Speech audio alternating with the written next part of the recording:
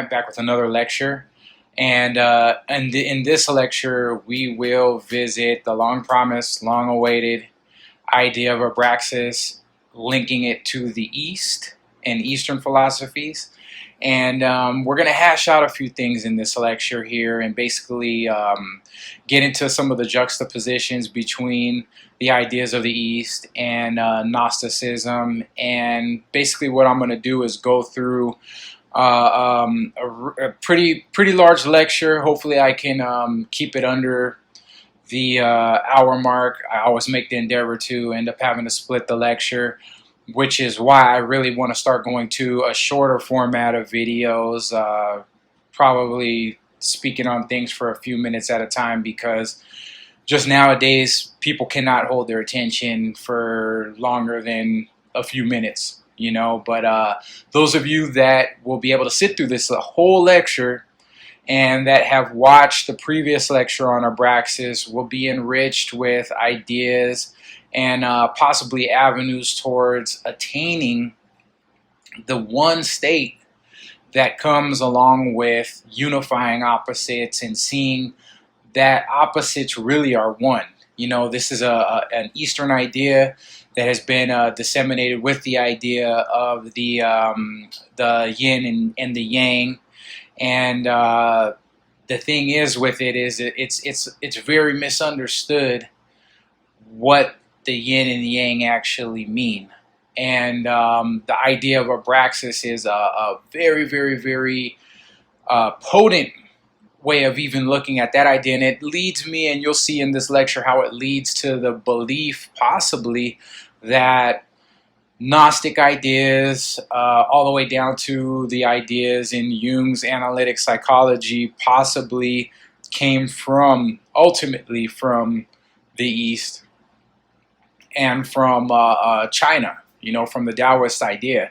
If you look at The Secret of the Golden Flower by Charles Wilhelm, I think it was, and Carl Jung, who wrote much in there and developed his idea of anima and animus within that book, you will see how the Eastern thought, and keep in mind Carl Gustav Jung was banking off of very Gnostic ideas, you will see how linked Eastern Taoist ideas are to the more westernized Gnostic viewpoints and alchemist viewpoints, you know, because alchemy, even as Jung stated, follows directly in an unbroken chain with Gnostic ideas, which is why it's very important to, for those that are, you know, claim to be Gnostics nowadays or into Gnosticism, it's very important to study alchemy. And if you're into the mind, if you're into understanding projection, which I'm going to mention him again because he's a very good individual to watch if you have some psychological knowledge and you're able to sit and watch and take apart an individual by what they say. And who I'm talking about directly is Charles Manson, was the living, breathing, walking, talking, emblematic idea of the mind state of Abraxas. It was total good, total evil in the same breath. And he had a very amazingly deep knowledge of projection and the true implications and effects of projection, as can easily be seen if you know what those things are and you can sit and actually look at the material on Charles Manson, look at his interviews, you know what I mean? But I mentioned him again because he was one that mentioned Abraxas quite frequently. There were a few times in interviews where the reporters, I just wanted to grab them by their throats and just say, let the damn man talk, you know, because he would speak about Abraxas and open up about Abraxas from his viewpoint, which was very aligned with that deity.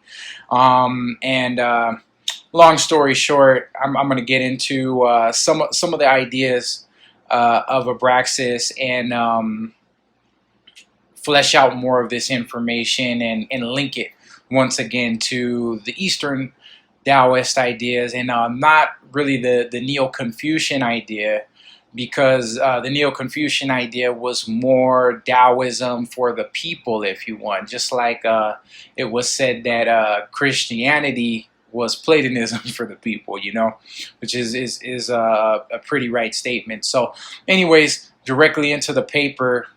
This paper will be called, we'll call it Abraxas and its links to Eastern Philosophic Ideas. So, some of the topics I'm basically going to brush over, and I'm going to tell you what I'm going to tell you again, and I'm going to tell it to you again. That way we can walk away from this whole encounter with something of value and something pragmatic, most possibly. So, the topics, basically, I'm going to get into a brief overview of Abraxas, and we're just going to do a quick refresher. Abraxas is the God who is above good and evil, combines all opposites into one being, is a polymorphous spirit occurring in several forms and stages in the framework of existence, is a world spirit and could be seen as the highest form of a chthonic deity. The word highest being used because while connected to the earth and all things within it, is above all of them and represents in its being the truth within all things, as it contains its opposites within itself as one. While physically rooted, it is at the same time rooted spiritually. It permeates all things at the root. Many times it is depicted as the driving force or spiritual energy at the root of the four elements, as a chariot driver of four horses. And I was thinking about that earlier today, because those four horses represent the four elements, and Abraxas represents the linking piece, the fifth part, you could say, of those four elements. Pentagrammaton actually weighs kind of heavily into this, as Abraxas then would represent the quintessence, or the highest spiritual bind that links all of those things together within its one being, you know what I mean? And when you bring all the four elements together, right, you have the Philosopher's Stone. You also have, by that fifth thing, you have the transcendent function that Carl Jung talks about, okay, which is what happens when you blend thinking, feeling, intuition, and intuition and sensation together. When you're able to take those opposites and utilize them as one, you get into the transcendent function, okay, which leads to bounds and leaps within individuality, okay, or individuation, should I say. So Abraxas was considered the ruler of the first heaven by the Gnostics, and the first Christian Gnostics connected him with Lucifer. I note their idea here as of importance because Lucifer links to Prometheus, which may be rendered from Sanskrit pra, which is first, math, to go, pramath, right? First to go, or to dwell or inhabit. First to go, dwell or inhabit, or first to go. It is the hallmark ability of a god to go. And the thing is when you have individuated, when you have found, even in initiation, when you have discovered your true will, keep in mind that the self is identical with pure will. When you have identified that, the thing is you have received the ability to go and to do that which it is that you want to do. You have found your will. You have found your true will, you see. And the truth is that, you know, because of society's the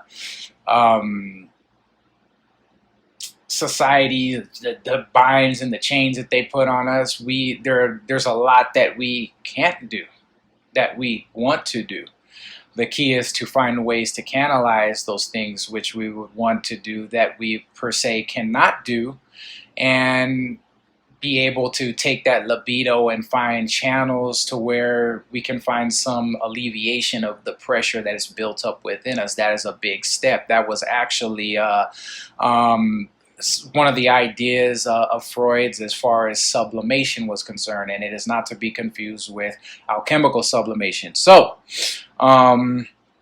continuing forward, we may now also quickly discuss the etymology of para Brahman, who is the absolute, the highest truth, the one without beginning or end, all-pervading, residing in all beings, and is called Narayana. Recall the former lecture about Arjuna, which gives a story form description of how man can be in companionship with that all-pervading energy. Okay, because we talked about Narayana in that lecture. The real nature of Parabrahman can only be experienced in the state of liberation. The etymology, without further ado, will be a list of words that will also encompass some ideas about Abraxas. Para, see, for para, the para part of Parabrahman, see also Indo-European PER 1 through 5 series of roots. In the Sanskrit idea, etymology, from Marathi, which is a subset of Sanskrit, para equals various ways or modes, uncommon, extraordinary, beyond it could mean the utmost reach or extent, opposite side of something, okay? Spotted with black and white, which is very mercurial, mind you, and also makes one think about, if they know about it, the pillars of Boaz and Jachin, which I'll talk about a little bit later. I've been doing a study on that, and it's really groundbreaking, so we'll get into that. But also the word quicksilver in the idea of para from Marathi, which is a subset of Sanskrit. Quicksilver is the metal or substance of mercury. Mercurius being a unity of opposites. So when you're thinking of mercury as well in alchemy, you're also talking about Abraxas. Point blank, plain and simple, because Mercury is the embodiment of the opposites. Mercury is the philosopher's stone. Okay, so from the Sanskrit idea of para, distant, the idea of distant, removed, remote, future, higher, superior, final or last, the other or future world, going, seeing, encountering, dependence, and also liberation. So you have dependence and also independence. You see what I'm saying? These two ideas linked together, inverted order, backwards, the end, okay?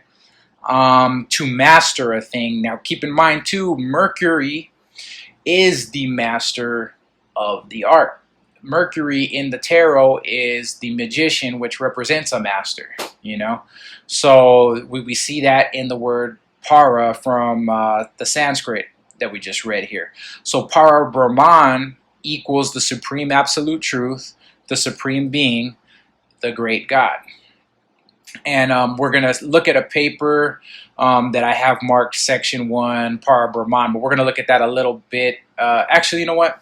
Let's go ahead and refer to that now. I will pull that up now.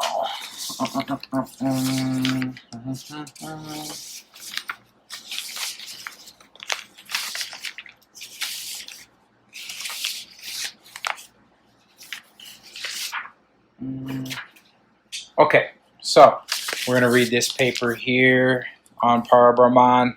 That way we can get a little idea through syncretism on what energies, what essences, what the idea of Abraxas is. We'll do this from another one of the highest deities in the one of the Eastern traditions, right, from Eastern India. Okay, so para Brahman, Sanskrit, para Brahma, in Hindu philosophy is the supreme Brahman, that which is beyond all descriptions of conceptualizations. It is described as the formless in the sense that it is devoid of Maya, which is illusion, that eternally pervades everything, everywhere in the universe and whatever is beyond. For example, the pleroma, okay? Param Brahma is conceptualized in diverse ways. In the Advaita Vedanta tradition, the Param Brahma is a synonym of Nirguna Brahman, the attributeless absolute. Conversely, in Vaita Vedanta and Vishista Dvaita Vedanta traditions, I know I butchered those, the Param Brahma is defined as Saguna Brahman. For example, the absolute with attributes. In Vaishnavism, Shaivism, and Shaktism, Vishnu, Shiva, and Adi Shakti respectively are Param Brahma. Maganapati is considered as Param Brahman by the Ganapatya sect. Kartikeya is considered as Param Brahma by the Kartikeya sect. Okay. So I basically, let me see, hold on. This is the thing. The reason also too why I'm reading this is because I do want to show within the different sects of Hinduism, Buddhism, right? There's different ideas of Parabrahman, of the unity, if you will, of the highest deity.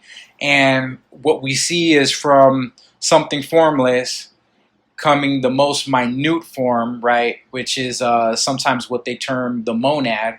And then the multitudinous forms are that which comes next after the differentiation of light and darkness, of male and female. We just have a multitude of things that comes. Now, to the unenlightened state, there is always manyness, and there's distinctiveness in manyness. There's distinctions that are being made. It's this and it's that. This is not that. This has nothing to do with that. And when you come into a state of enlightenment, or a more enlightened state, if you will, you start to see how everything has something to do with something else. I was listening as I was scrolling through YouTube one day, lecture piece or segment that Jordan Peterson had put out about the same idea, how one thing that you think has nothing to do with another thing is predicated on many other things, on many other things in a hierarchical form and format. That hierarchy that is explained in many philosophical traditions such as Gnosticism, Kabbalah, the Taoist idea of the Tai G2 as well too, because Tai G2 could be used to talk about the yin and yang itself, or a diagram of how the one, or really the formless, becomes manyness, you see. And at the bottom of that manyness is a very unenlightened state, you see. But through the multitudinal things, through the multiplicity, we can find our way back to unity, and that's exactly how it happens, for anybody that is trying to individuate, trying to come into some sense or some form of individuation. It comes through manyness and through boiling that down to a resolving point, a point where light springs forth, you see, and that light is one. So continuing forward. So the etymology. Para is Sanskrit word that means higher in some context, and highest or supreme. And I put a little footnote on the side. The yin yang or Tai G2 means the supreme ultimate. So this is why I'm encountering this, encountering or bringing you guys into proximity with the Hindu idea of what we're going to be getting into further here, okay? As we're trying to bridge the gap between the Eastern idea and the Gnostic idea of Abraxas, okay? So Brahman in Hinduism connotates the absolute, the ultimate reality in the universe. In major schools of Hindu philosophy, it is the immaterial, efficient, formal, and final cause of all that exists. Brahman is a key concept found in the Vedas and is extensively discussed in the early Upanishads and in Advaita Vedanta literature. So we'll hit up the Advaita Vedanta portion of this. In Advaita Vedanta, the Parabrahman is defined as Nirguna Brahman, the attributeless absolute, or Brahman without form or qualities. It is a state of complete knowledge of self as being identical with the transcendental Brahman in a state of mental spiritual enlightenment, jnana yoga, It contrasts with Saguna Brahman, which is a state of loving awareness, bhakti yoga. So it differs in ways, right? Advaita Vedanta non-dualistically holds that Brahma is divine, the divine is Brahman, and that is identical to that which is Atman, one's soul or innermost self, and Nirguna, the attributeless, infinite love, truth, knowledge, being, consciousness, bliss, as one, right? According to Elliot Deutsch, Nirguna Brahman is a state of being in which all dualistic distinctions between one soul and Brahman are obliterated and overcome. In contrast, Saguna Brahman is where the distinctions are harmonized after duality between one soul and Brahma has been accepted. This idea, even in contrast, heads closer to the approximation of the idea of Abraxas disseminated in the 7 sermons of Jung to the Dead. Now, this idea of Nirguna Brahman, a state of being in which all dualistic distinctions between one soul and Brahman are obliterated and overcome, is very, very close to the idea of Abraxas. And what we should know of Abraxas and how we should see through the lens of this energy and this deity, which I mean, above and beyond a lot of deities that I've studied and looked into, I find that is a big, big key takeaway that is real. It's living, you know. It is really a living principle. So continuing forward here, Advaita describes the features of non-dualistic experience in which a subjective experience also becomes an object of knowledge and phenomenal reality. The absolute truth is both subject and object, so there is no qualitative difference. Now, that gets into the idea of Jung's, and this idea, what was it called? Participation mystique, basically, okay? So I'll put something up on the screen about that can kind of give you a little bit of insight into how that pertains to this. So continuing, learned transcendentalists who know the absolute truth call this non-dual substance Brahman, Paramatma, or Bhagavan. Whoever realizes the Supreme Brahma attains to supreme felicity. That Supreme Brahma is eternal truth, Satyam, omniscience, Jananam, infinite Anantam. The Upanishads state that the Supreme Brahma is eternal, conscious, and blissful, Sat Chit Ananda. The realization of this truth is the same as being this truth. The one is bliss. Whoever perceives the blissful one, the reservoir of pleasure, becomes blissful forever. So the thing is this knowing is not just like knowing, like, oh, I read about it, oh, I understand it, I know it, but it's a actual awakening that occurs within you where you know it. You know it. You're living it. You're experiencing it. A change of mind, a change of life occurs when this has happened.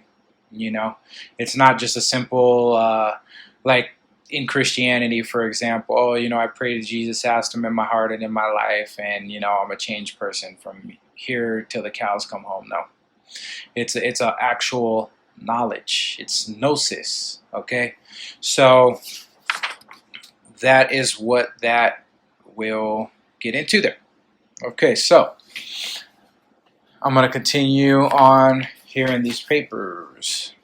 So now, with our refresher on information pertaining to Abraxas and also looking over the idea of Par Brahman, let's look into the various aspects of the Tai G2 as if we have the faintest ability to see comparatively, we will note a replete account of the existence or the essence of Abraxas as explained from the body of an Eastern system, Taoism being the Eastern system. So we're going to approach the Tai G2 diagram, and we're going to start at the top of it, and we're going to kind of go through to the bottom of it. But this is the thing. I'm not going to go into all the 5 elements, you know, wood, water, fire, air, and all this other. I'm not going to do that, because this is the thing. Going there, we talk about the multiplicity and from whence the 10,000 things or 100,000 things, whatever, the 10,000 things arise from, which is the multiplicity that we know that we are surrounded by from day to day. Okay, our goal is to unify those elements, all right, and to do so, if we will, by the utilization of energy such as Abraxas, such as Mercurius, an energy that embodies the understanding and the philosophical way of life of looking at opposites, the opposite of everything, and taking into effect their unity. You see, when experiencing one thing, seeing the opposite. And keeping the opposite in mind. Once this becomes automatic, a lot of light starts to break in, and you start looking at life different. You start occupying more of a middle space. You find that you're not so easily moved by things that you were moved by, per se, you know, depending upon how long it takes for you to really grasp the idea and the reality. You're instead of being the weight on the pendulum moving back and forth, you become the pin. You see what I'm saying? So we're going to start at the top. Wu Ji is the top of this diagram. It means without ridgepole, without limit. It's referred to infinity, yet came to be associated with the meaning the primordial universe. So the universe before it was, you know, full of all these 10,000 things, right? Prior to the supreme ultimate state of being, which is the Tao. Prior to that, okay? The yin, prior to the yin and yang.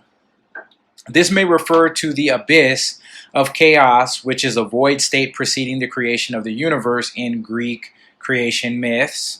Interesting and tellingly enough, in Christian theology, chaos refers to the gap of the abyss created by the separation of heaven and earth. The next state of creation that comes into play is Tai G, and I will cover its name and meanings, but one meaning in particular may peg this status or state of creation, if we can call it that, is supreme ultimate. Remember, Parabrahman carries the meaning, as we discussed earlier, of supreme ultimate, the supreme spirit or supreme being. Before touching on Tai G, I will directly link Abraxas, the Trimurti, who heads the 3 qualities of matter, which is how they pervade it without being affected thereby. And also Parabrahman. The personas of Parabrahman are Brahma, source creator, Vishnu, the preserver, life indwelling, and Shiva, the destroyer, transformer, entails rebirth after dissolution, and creator. Now, Abraxas holds as an energy the same idea.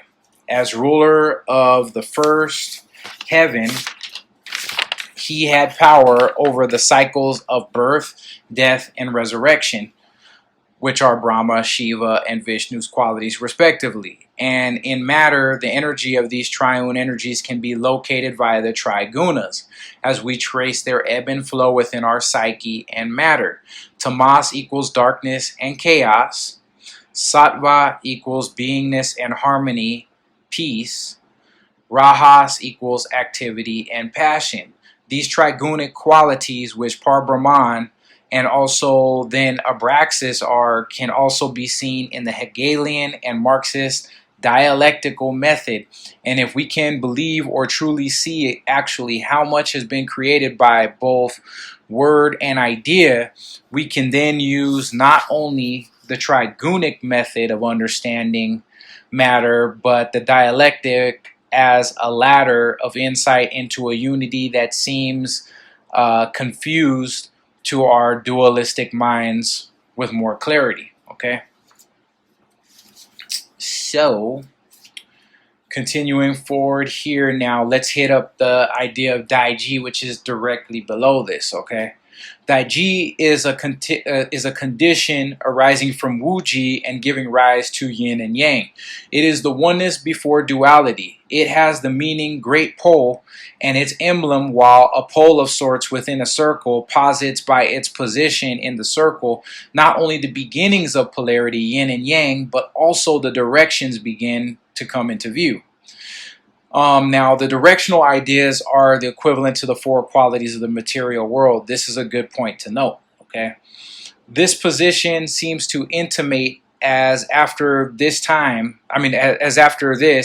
Tai G, yin and yang, okay, which is what that is, Tai G2, yin and yang comes into view with implications that can be cast upon it that represents the opposites, all opposites, yet most importantly, ultimate good and ultimate evil.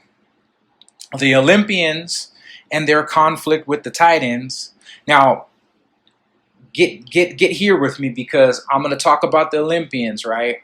And I'm going to talk about the Titans. Those are polar opposites. But keep in mind, and I'm going to reference this here, that they were once a unity on Mount Olympus, okay?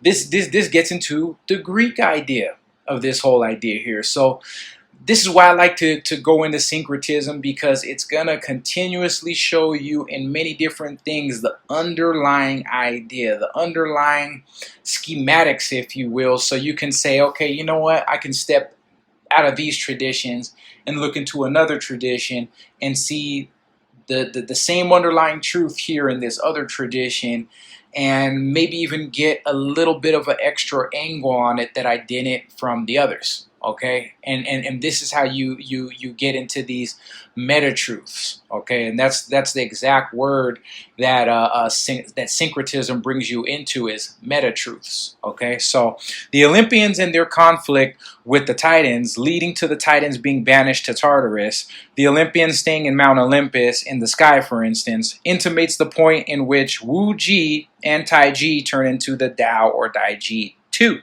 which then lead to the myriad the myriad or 10,000 things, meaning to me that the gods in repression, that word repression is underlined here when I wrote this, Tartarus, okay, are the keys to our shadow aspects. Now we're getting into the Jungian analytic psychological idea of doing shadow work. Okay, the gods of Olympians are akin to the conscious aspects of our personalities. I say tools, and I underline the word tools with heavy emphasis, due to the fact, for example, that by clinging too tightly to any side, be it the Olympians or the Titans, in worship or veneration would be imbalance. One must understand the Titans' plight and note the Olympian sedition as well too, for what it is.